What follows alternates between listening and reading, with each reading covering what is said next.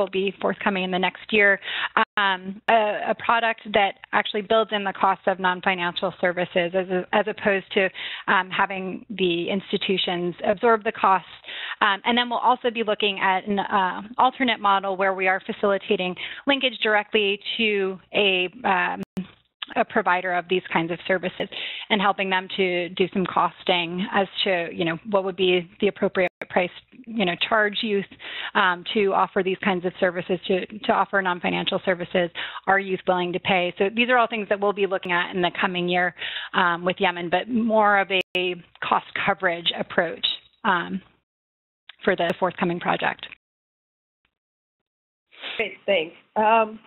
So kind of moving from the financial services to the non-financial services, there's a couple of questions around, what the responsibility of the youth extension worker you mentioned versus the loan officer who developed the content.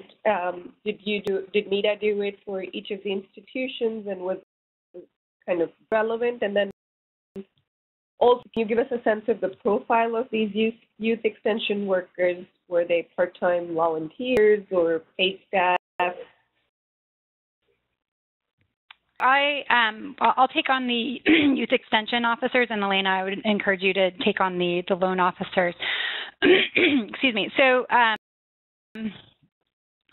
with their profile, typically they were from the community, and we really had a robust program out in the Oriental region of Morocco, which is like the northwest quadrant, I guess. So really embedded within the community, knew, people within the community, were well known in there, were similar,